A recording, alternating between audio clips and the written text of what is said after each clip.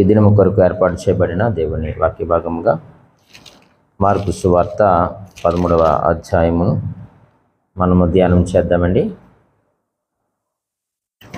Mark సువార్త 13వ అధ్యాయము మొదటి నుండి చివరి వరకు ఉన్నటువంటి ఆ యొక్క 37 వచనముల సారాంశాన్ని మనము ధ్యానం చేద్దాం. ఈ యొక్క మార్కు సువార్త 13వ అధ్యాయము మొదటి నుండి చివరి వరకు ఉన్నటువంటి ఈ యొక్క అధ్యాయం అంతా కూడా ఒక ప్రాముఖ్యమైన విషయాన్ని యేసుక్రీస్తు వారు తెలియచేస్తూ ఉన్నారు. ఏమిటయ్యానంటే ప్రభువు రాకడ ప్రధానమైన హెచ్చరికలు. ఈ అధ్యాయంలో మనకు అవే కనిపిస్తూ ఉంటాయి. ఈ అధ్యాయం అంతా కూడా ఆయన రాకడ గూర్చి ఆయన తెలియచేస్తూ కొన్ని హెచ్చరికలను కూడా ఇచ్చినట్లు అక్కడ మనం చూస్తూ ఉన్నాం. మొదటి వచనము, 3వ వచనము, 4వ వచనము తప్ప మిగిలిన వచనములన్నీ కూడా అంటే 37 వచనములు ఉండగా 3 వచనములు మాత్రమే శిష్యులు మాట్లాడినారు. మిగిలినవన్నీ కూడా యేసుక్రీస్తు వారు మాట్లాడినట్లుగా మనము చూస్తూ ఉన్నాం. ప్రభువు రాకడ ప్రధాన హెచ్చరికలు ఈరోజు మన యొక్క వాక్యాంశం.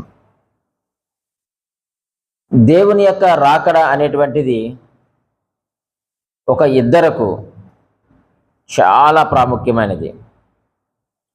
ఒకటి పాపికి శుభవార్త ఏమిటంటే ఆయన రాకడ సమీపంగా ఉంది కాబట్టి పాపి కొన్న నువ్వేం చేయాలి? మారు మనసు పొందాలి అంటే ఆయనకు ఒక శుభవార్త. సిలువను గూర్చిన శుభవార్త అందించారు. ఇప్పుడు ఆయన రాకడని గూర్చిన శుభవార్త. ఇప్పుడు పాపి ఏం చేయాలి అంటే మారు మనసు పొందాలి. మరి విశ్వాసకి ఏమిటయ్యానంటే ఆయన రాకడ సమీపిస్తుంది కాబట్టి మీరు సిద్ధపాటు కలిగి ఉండండి. పాపి మారు మనసు పొందాలి, విశ్వాసి సిద్ధపాటు కలిగి ఉండాలి. అంటే ఈ భూమి మీద ఉన్న అందరికీ కూడా ఆయన యొక్క రాకడ ఒక మంచి శుభవార్త అన్న విషయాన్ని మనము జ్ఞాపకం చేసుకోవాల్సిన అవసరం ఉంది.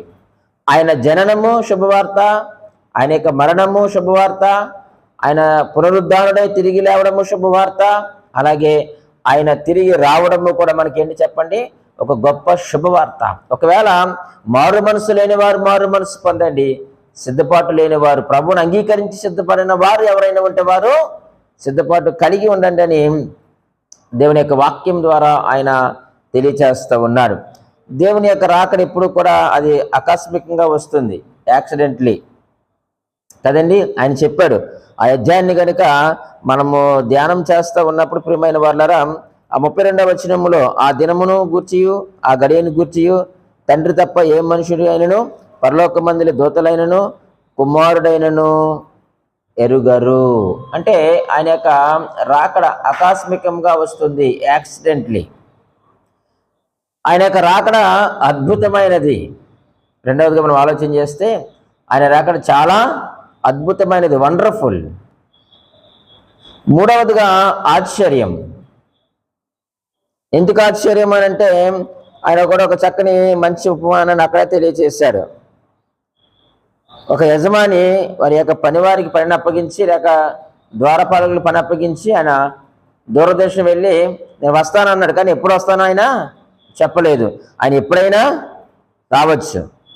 ఆయన సాయంకాలమే రావచ్చు, లేకపోతే మధ్యరాత్రిలో రావచ్చు, వేకువజామున రావచ్చు, లేకపోతే పూర్తిగా తెల్లవారిన తర్వాత అయినా రావచ్చు. ఆయన ఎప్పుడైనా సరే రావచ్చు. అయితే మరి అప్పగించబడిన వారు ఎలా ఉండాలి అంటే వారు మెలకువ కలిగి చాలా జాగ్రత్తగా ఉండాలి, వారు ఎదురు చూస్తూ ఉండాలని తెలియజేస్తూ ఉన్నాడు. అయితే ఇక్కడ ఆయన 3 ప్రధానమైన హెచ్చరికలు చేశారు. ఆయన ఎన్ని హెచ్చరికలు? 3 ప్రధానమైన హెచ్చరికలు. మొట్టమొదటిది ఏమిటయ్యా అనంటే మిమ్మును మీరు మోసపుచ్చకుండా చూసుకొనడి అంటున్నాడు. మిమ్మును మీరు మోసపుచ్చకుండా చూసుకోండి అంటున్నాడు. అది 5వ వచనంలో ఆ మాట మనం చూస్తాం. రెండవదిగా ఏమన్నాడంటే ఆయన మిమ్మును గూర్చి మీరే జాగ్రత్త పడుడి అంటున్నాడు. మిమ్మును గూర్చి మీరే జాగ్రత్త పడుడి అని 9వ వచనములో మనం చూస్తూ ఉన్నాం.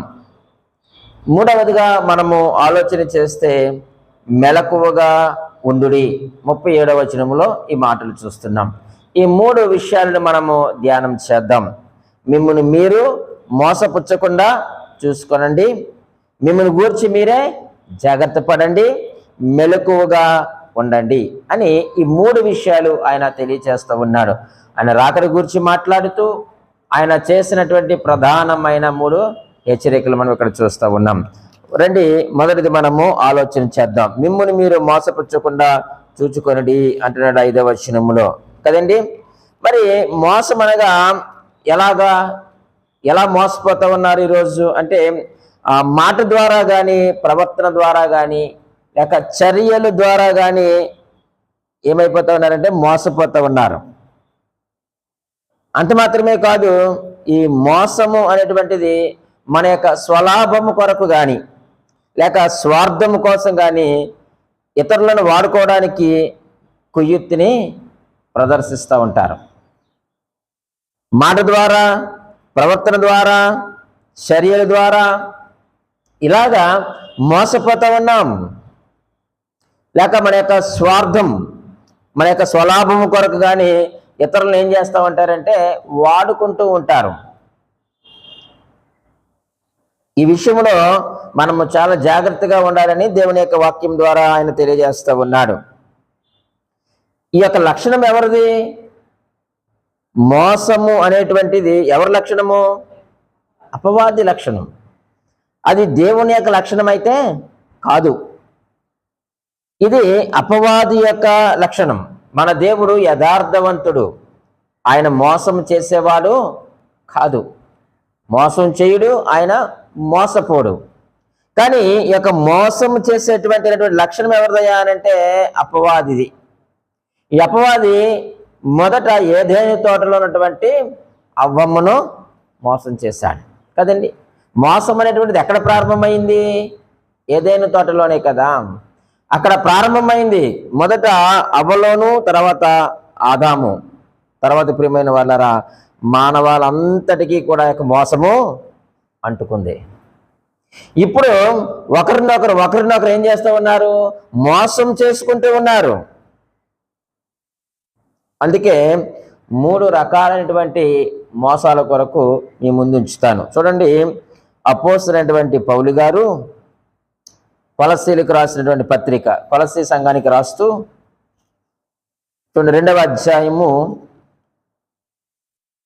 చూద్దామా 4వ వచనము.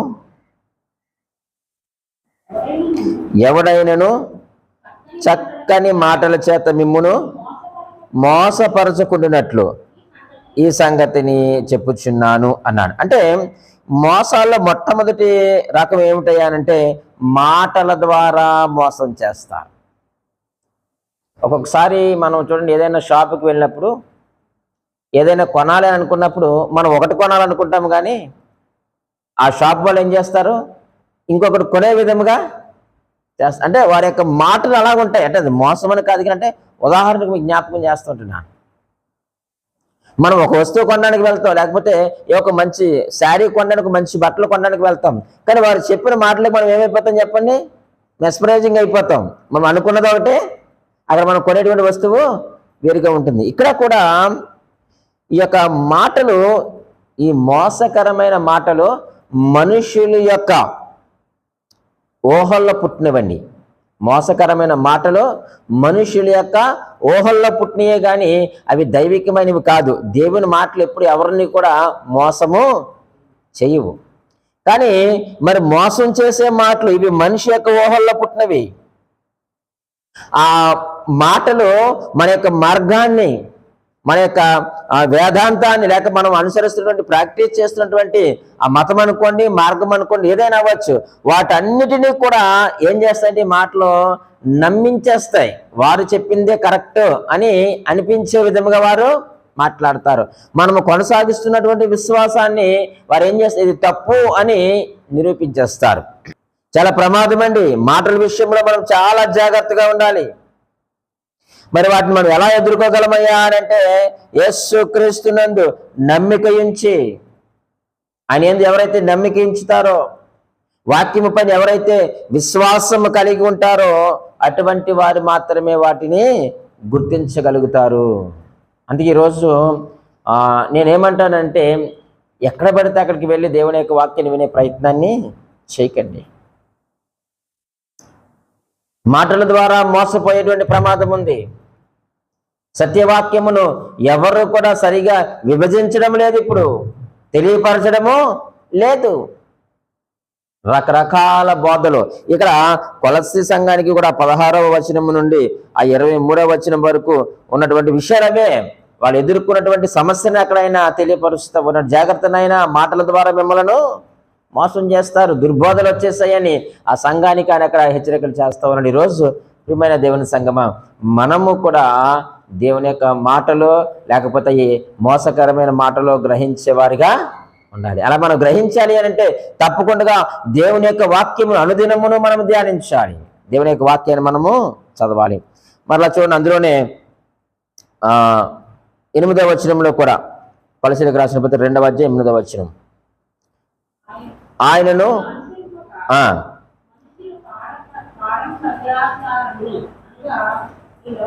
ఈ లోక సంబంధమైన మూల పాఠములను అనుసరించి మోసకరమైన నిరర్ధక తత్వజ్ఞానం చేత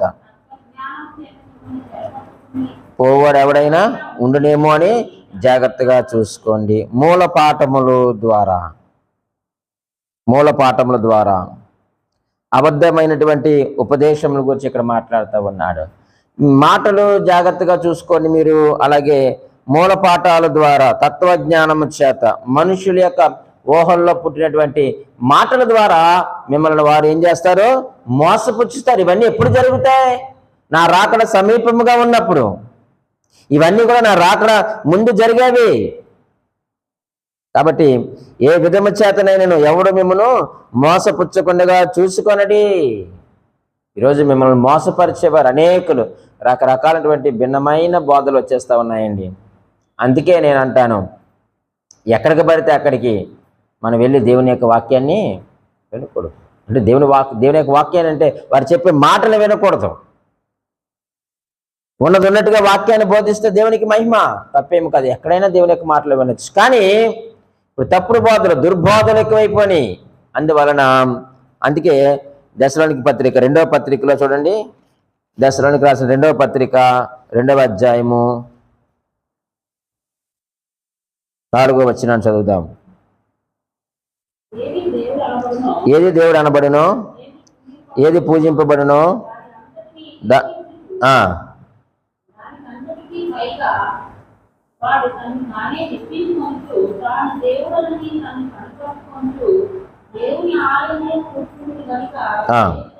ఏ విధముగానైనా ఎవడును మిమ్మును మోసపరచనీయకుడి. వారు చేసే పని ఏమిటయ్యా అని అంటే, వారు దేవుని కంటే వారే హెచ్చించుకుంటారు.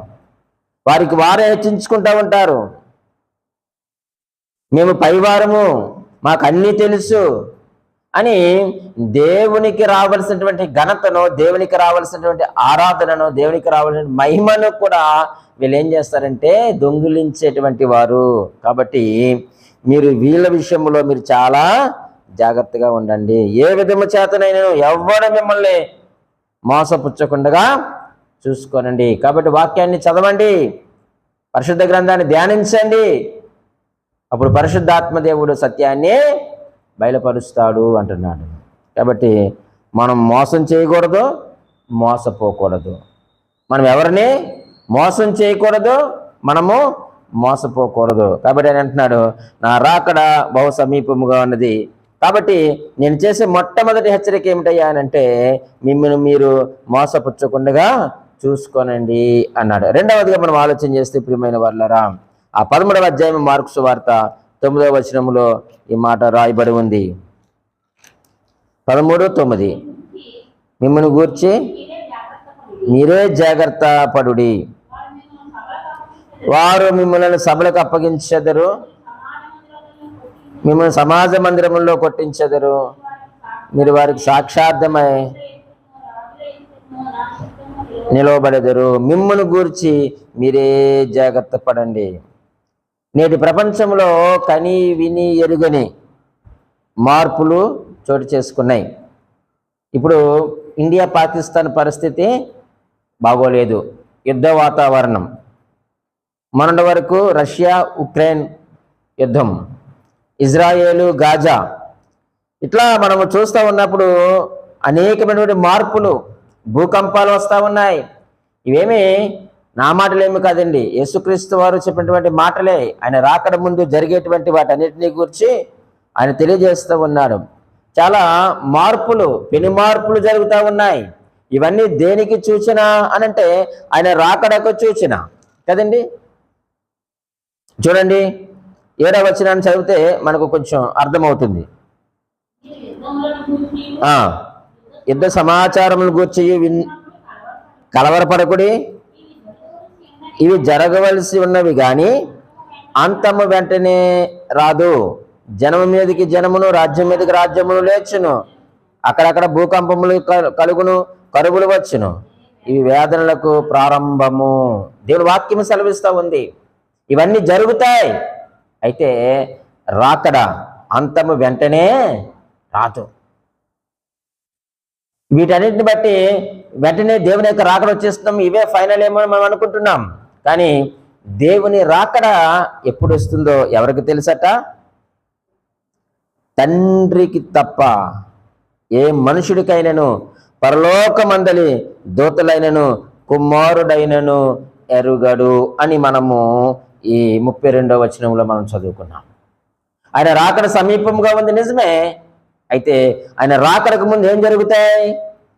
కొన్ని ఉపద్రవాలు జరుగుతాయి, కొన్ని సంఘటనలు జరుగుతున్నాయి, పెను మార్పులు జరుగుతున్నాయి. ఇప్పుడు వీటిని బట్టి మీరు ఏం చేయాలట?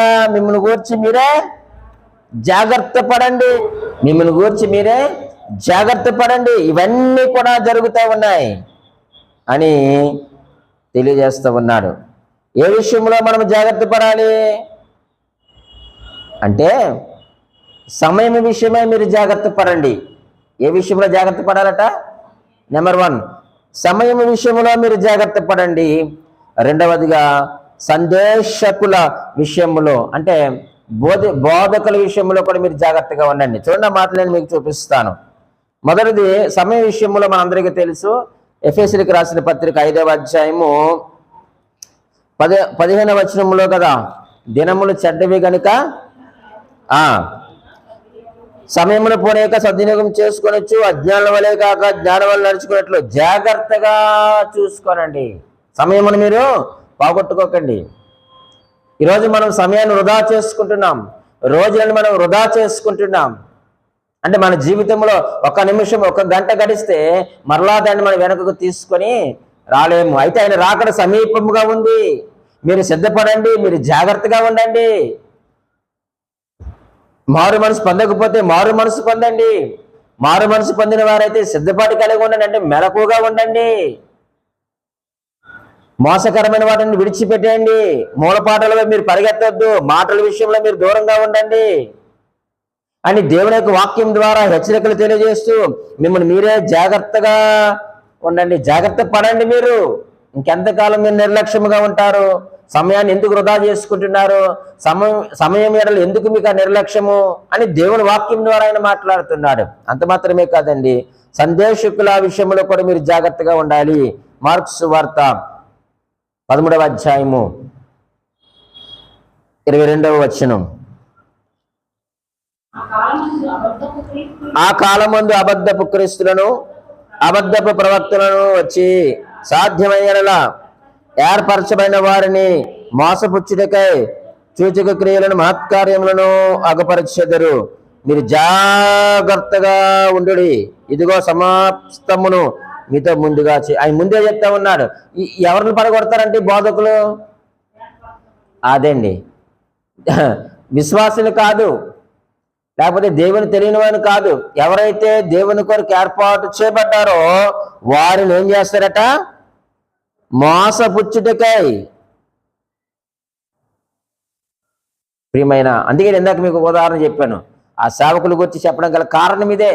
వారు సేవకులై ఉండి కూడా వారు మోసపోయినారు. కాబట్టి సందేశకుల విషయంలో కూడా మీరు జాగ్రత్తగా ఉండండి.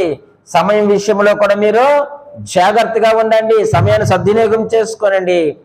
మీకు సందేశకులు ఎవరైతే ఉన్నారో, వర్తమానం అందిస్తున్న వారు ఎవరైతే ఉన్నారో, వారు బోధించేటువంటి వర్తమానములను కూడా మీరు గ్రహించండి. ఎందుకంటే వారే మోసపోతూ ఉన్నారు. ఇంకా విశ్వాసులుగా ఉన్న మన పరిస్థితి ఏంటండి? సేవకులనే మోసపుచ్చుతున్నారు వాళ్ళు. ఆయన ఒక గొప్ప ప్రవక్త అని ఆ బ్రహ్నాం గురించి మాట్లాడుతూ ఉన్నారు. వాళ్ళు ఇచ్చేటువంటి ధనమునకు లోబడిపోయి ధనమును ఆశించి అనేకమైనటువంటి సేవకులు ఆ యొక్క బ్రహ్నాం గారి గ్రూపులోనికి వెళ్ళిపోతూ ఉన్నారు. ఎంత భయంకరమో ప్రియమైన దేవుని సంగమా. కాబట్టి మిమ్మల్ని గూర్చి మీరే జాగ్రత్త పడండి.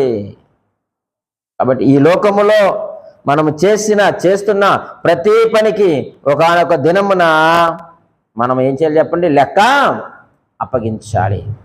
విశ్వాసగా కొనసాగుతున్న నీవైనా, దేవుని యొక్క వాక్యం అందిస్తున్నటువంటి సేవకుడుగా నేనైనా, పరిచారకుడైనా, పెద్దవైనా, నీవెవరైనా కావచ్చు, ఈ లోకములో చేస్తున్న ప్రతి పనికి కూడా ఒకానొక దినమున ఎవరికి వారే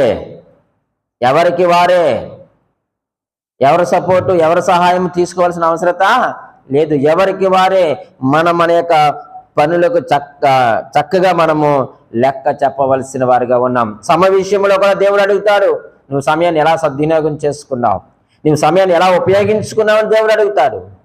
అలాగే వాక్య సందేశకులను కూడా అడుగుతాడు, వినిన మిమ్మల్ని కూడా దేవుడు అడుగుతాడు. కాబట్టి ఆయన రాకడ సమీపంగా ఉందని ఆయన అంటున్నాడు. ఏమంటాడంటే, మిమ్మల్ని మీరు మోసపుచ్చకుండా చూసుకోండి, మిమ్మల్ని గూర్చి మీరే జాగ్రత్తగా ఉండండి. మూడవదిగా మనం ఆలోచన చేస్తే 37వ వచనాన్ని మనం చదివి ఉంటున్నాము. నేను మీతో చెప్పినది అందరితోనూ చెప్పుచున్నాను, మెలకువగా ఉండుడనెను. ఇక్కడ ఈ మాట మనం ఆలోచన చేస్తూ ఉన్నప్పుడు మీతో చెప్పుచున్నది అందరితో, ఆనాడు శిష్యులకే కాదండి ఆయన ఈ మాట చెప్తా. ఈరోజు ఈ పరిశుద్ధ గ్రంథాన్ని చదువుతున్న మనందరితో కూడా ఆయన చాలా సూటిగా తేటగా మాట్లాడుతూ మీరు మెలకువగా ఉండండి అన్నాడు. అంతే కదండి, మీరు మెలకువగా ఉండండి. చూడండి, తిమోతికి రాసిన 2వ పత్రిక 3వ అధ్యాయము 1వ వచనంలో ఈ మాట రాయబడి ఉంది. అంత్య దినములలో అపాయకరమైన కాలములు వచ్చునని తెలుసుకొనుము. అంత్య దినములలో, చివరి గడియలలో, ఆయన రాకడ సమీపమున్న దినములలో ఏమొస్తాయట? అపాయకరమైన కాలములు వచ్చునని తెలుసుకొనండి. అపాయకరమైనటువంటి కాలం వచ్చింది కాబట్టి మనము మెలకువగా ఉండండి, అలర్ట్గా ఉండండి. మనం అలర్ట్గా ఉంటే అవమానాన్ని అలాగే అపజయాన్ని రెండింటి నుంచి కూడా మనం ఏం చేస్తామంటే తప్పించుకుంటాం. అలర్ట్గా ఉంటే అవమానాన్ని అపజయాన్ని కూడా మనం ఏం చేస్తాం? తప్పించుకోగలుగుతాము. ఒకవేళ మనం అలర్ట్గా లేకపోతే, మెలకువగా ఉండకపోతే మనం ఏం చేయబడతామంటే ప్రియమైన వారులారా, ఏం చేయబడతాం? అవమానం పొందుతాం. అంటే ఆయన రాకడలో మనం ఎత్తబడకపోతే అవమానమే కదండి మనకి. మరి ఆయన ఎందుకు విశ్వాసం ఉంచి సొంత రక్షకుడిని అంగీకరించి బాప్తిస్మం తీసుకొని సంఘ సహవాసములో ఉంటూ బలలో మనం పాలుపములు పొందుతూ ప్రతి ఆదివారం ఆయన సన్నిధికి వస్తూ పాటలు పాడుతూ వాక్యాన్ని చదువుతూ బోధిస్తూ అన్ని చేస్తున్నటువంటి మనము ఆయన రాకడలో మనం ఎత్తబడకపోతే అవమానమే కదా, మనకు అపజయమే కదా. ఎక్కడ విజయాన్ని సాధించావు? ఎక్కడ నువ్వు పాపాన్ని జయించావు?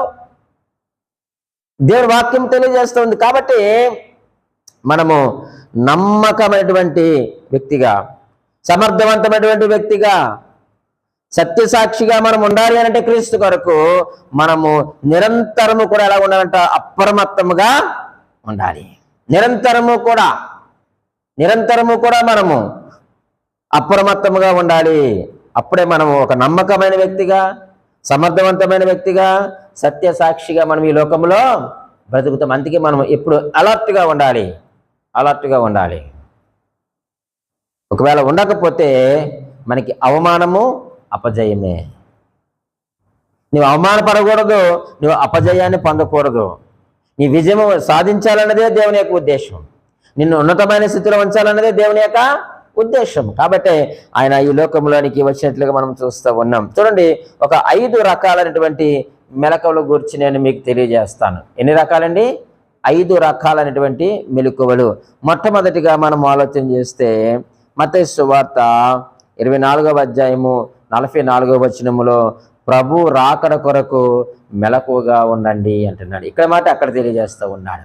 ఆ మాట మనకి ఏమి నేర్పిస్తున్నాయి అంటే, ప్రభు రాకడ కొరకు మీరు మెలకువగా ఉండండి, అలర్ట్గా మీరు ఉండండి, మీరు నమ్మకమైన వ్యక్తిగా ఉండండి, సమర్థవంతమైన వ్యక్తిగా మీరు ఉండండి, మీరు సత్యసాక్షిగా ఈ లోకంలో మీరు క్రీస్తు కొరకు బ్రతకాలి అని అంటే మీరు ప్రభు రాకడ కొరకు మెలకువ కలిగి మీరు ఉండండి. ఇవి అపాయకరమైన దినములు, ఇవి అంత్య దినములు, అపాయకరమైన కాలములు వస్తూ ఉన్నాయి. కాబట్టి మీరు ప్రభు రాకడ కొరకు సిద్ధంగా ఉండండి. ఏమో ఆయన ఏ గడియ, ఏ జాము, ఏ సమయంలో ఆయన వస్తాడో తెలియదు మనకు. కాబట్టి మనము మెలకువగా ఉండాలి. రెండవదిగా మనం ఆలోచన చేస్తే అదే మత్తయి సువార్త 26వ అధ్యాయము 41వ వచనం ప్రకారముగా శోధనలోనికి ప్రవేశించుకున్నట్లు మెలకువగా ఉండండి. 26:41 అంటున్నాడు ఆయన. మీరు శోధనలో ప్రవేశించుకున్నట్లు, మీరు మోసకరమైనటువంటి మాటల్లో మీరు పడిపోకున్నట్లు, మీరు మరలా మూల పాఠముల తట్టు మీరు తిరగకుండా ఉండినట్లు మీరు ఎలా ఉండాలట? మెలకువగా ఉండండి. సాతాను శోధిస్తూ ఉన్నాడు. వాడు ఎవరిని మింగుదునా అని ఎలా తిరుగుతున్నాడట? గర్జించు సింహము వలె ఆయన వాడు తిరుగుతూ ఉన్నాడు. వాడి చేతికి మీరు చెక్కొద్దు. శోధనలో పడిపోకుండా ఉండాలి అంటే మీరు మెలకువ కలిగి ఉండండి. శిష్యులు శోధనలో పడిపోయారు. ఆ యొక్క నిద్ర వారిని శోధనలో పడేసింది. ఆయన పడుకోగానే చెదిరిపోయారు. నిన్ను ఎరగనని వారు బొంకవలసిన పరిస్థితి, ఆయన ఎవరో నాకు తెలదన్నటువంటి పరిస్థితులకు వాళ్ళు వెళ్ళిపోయారు. ఆయన చెప్పారు చాలా స్పష్టంగా, మీరు మెలకువగా ఉండి ప్రార్థన చేయండి ఆయన, మీరు శోధనలో పడిపోతారు. ఈరోజు ఇదే మాటలు మనకు తెలియజేస్తున్నాడు. నీవు నేను శోధనలో పడకుండా ఉండాలి అంటే మనము మెలకువగా ఉండాలి అన్నాడు. అలాగే మొదటి పేతురు పత్రిక 5వ అధ్యాయము 8వ వచనము, మొదటి పేతురు పత్రిక 5వ అధ్యాయము 8వ వచనములు అంటాడు కదా ఆయన, సాతాను దాడి నుండి తప్పించుకున్నట్టుకు మీరు మెలకువగా ఉండండి. ఎవరు దాడి? సాతాను దాడి. మన పైన దాడి చేసేది ఒక సాతాను గారు మాత్రమే, ఇంకెవరు దాడి చేయరండి. ఏదో విధముగా నీ యొక్క విశ్వాసములో నుంచి నేను పడగొట్టే ప్రయత్నం చేస్తాడు. నీ యొక్క ఆధ్యాత్మిక జీవితంలో నీవు వెనకకు జారిపోవడానికి వాడు దాడి చేస్తూ ఉంటాడు. దేవునికి నేను దూరం చేసేటువంటి ప్రయత్నాన్ని వాడు చేస్తాడు. ఏదో విధముగా ఏదో మూల నుంచి నీ పైన నా పైన వాడు దాడి చేసేటువంటి ప్రయత్నాన్ని చేస్తారు. కాబట్టి మీరు మెలకువగా ఉండండి. ఈరోజు మనము కూడా సాతాను దాడి నుండి తప్పించుకోవాలంటే తప్పకుండా మనం ఎలా ఉండాలని చెప్పండి? మెలకువగా ఉండండి అని దేవుని వాక్యం మనకు సెలవిస్తూ ఉంది. మెలకువగా మనము ఉండాలి. 4వదిగా మనము ఆలోచన చేద్దాం. ప్రకటన గ్రంథము 16వ అధ్యాయము 16వ వచనాన్ని చదువుకుందామండి. 16వ అధ్యాయం 16వ వచనములో అంటాడు కదా, అక్కడ మీ వస్త్రము విషయమై మీరు జాగ్రత్తగా ఉండమంటున్నాడు. ఏ విషయమై? వస్త్రముల విషయమై. ప్రకటన 16:16. ఇక్కడ వస్త్రములు దేనికి సాదృశ్యం అంటే, 1 ప్రవర్తన, 2 సాక్ష్యము. అంతే. వస్త్రం తీసేస్తే ఏమవుతుంది? సిగ్గు, అవమానం. మరి సాక్ష్యం పోగొట్టుకుంటే అంతే కదండి. లోకంలో బ్రతకగలం మన సాక్ష్యం బాగోకపోతే. మనం ఇంత దేవుని నమ్మి మనం ఏదైనా ఒక తప్పు చేసామనుకోండి, ఆ యొక్క తప్పును బట్టి మన యొక్క సాక్ష్యం ఏమవుతుంది? పోతుంది. అలాగే మన ప్రవర్తన కూడా చాలా జాగ్రత్తగా ఉండాలి. మనము క్రైస్తవులుగా, దేవుని ప్రజలుగా, మనము ఏర్పరచబడిన వారిగా, పిలువబడిన వారిగా మన ప్రవర్తన కూడా చాలా జాగ్రత్తగా ఉండాలి. మన యొక్క బిహేవియర్ను కూడా వారు చూస్తారు. మన యొక్క సాక్ష్యం, విట్నెస్ చాలా ప్రాముఖ్యమైనది క్రైస్తవులుగా. వీటిని మనము కాపాడుకోవడానికి కూడా మనము మెలకువగా ఉండండి అన్నాడు. చివరిగా కొలసీలకు రాసిన పత్రిక 4వ అధ్యాయము 2వ వచనంలో అంటున్నాడు కదా, ప్రార్థన యందు మెలకువగా ఉండండి. ఇది ప్రాముఖ్యమైనది. ఎప్పుడైతే ఇందులో మనము 100% ఉన్నామో, ఈ 4 విషయంలో కూడా మనము 100% కూడా ఉంటాం. ప్రార్థన యందు మెలకువగా ఉంటే నీ ప్రవర్తన, నీ సాక్ష్యాన్ని కాపాడుకుంటావు. నువ్వు ప్రార్థన యందు మెలకువగా ఉంటే సాతాను దాడి నుంచి నీవు తప్పించబడతావు. నీవు ప్రార్థన యందు మెలకువగా ఉంటే శోధనలో ప్రవేశించకుండా ఉంటావు. నీవు ప్రార్థన యందు మెలకువగా ఉంటే ప్రభు రాకడ కొరకు నీవు మెలకువగా ఉంటావు. అంటే వీటన్నిటికీ మూలము ఏమిటయ్యానంటే ప్రార్థన. అంటే యేసుక్రీస్తు వారు ఏమంటున్నారంటే, అయ్యా నా రాకడ బహు సమీపంగా ఉన్నది, మీరు ప్రార్థన యందు మెలకువ కలిగి ఉండండి. అప్పుడు ఏ మోసకరమైన మాటలు కూడా మిమ్మల్ని మోసం చేయలేవు. ఏ మూలపాటల తట్టు కూడా మీరు తిరగరు. ఏ సమయాన్ని కూడా మీరు వృధా చేసుకోరు. ఏ దుర్బోధకుడు వచ్చినా మీరు వాటిని మీరు ఖండిస్తారు, వాటిని మీరు ఎదుర్కొంటారు. మీరు మెలకువగా ఉంటారు. ఒక నమ్మకమైన వ్యక్తిగా, సమర్థవంతమైన వ్యక్తిగా, సత్యసాక్షిగా మనం ఈ లోకంలో క్రీస్తు కొరకు బ్రతకాలి అని అంటే ఖచ్చితంగా మనము ప్రార్థన యందు నిలకడగా ఉండాలి. ఈరోజు ఏది లోపించింది మనలో అంటే ప్రార్థన లోపించింది. అందుకే మనము శోధనలో పడిపోతున్నాం. ప్రార్థన లోపించింది కాబట్టే మనకి సాక్ష్యాన్ని మనం పోగొట్టుకుంటున్నాం. మన యొక్క ప్రవర్తన మనము పోగొట్టుకుంటున్నాం. మనము ప్రార్థన లేని వారిగా ఉన్నాం కాబట్టి మనము రాకడను గురించినటువంటి చింత మనకు లేదు. అయ్యో ఆయన రాకడ వచ్చేస్తున్నటువంటి భయం మనలో లేదు. లేకపోవడం కారణం ఏమిటి? ప్రార్థనలేమి. కాబట్టి ప్రార్థన యందు మెలకువగా ఉంటే ఖచ్చితంగా ఆయన చెప్పినట్లుగా ఆయన రాకడలో మనమందరం ఆయనతో పాటు మనము ఎత్తబడతాం. అటు కృప దేవుడు మనకు అనుగ్రహించునుగాక. ఆమేన్.